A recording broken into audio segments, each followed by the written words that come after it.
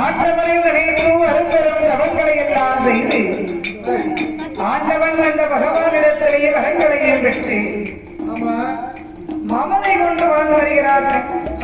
மமதைனா எப்படி? வந்தவங்களை வாங்கன்னு கேட்க மாட்டேங்கிறாங்க. கேட்க மாட்டான்.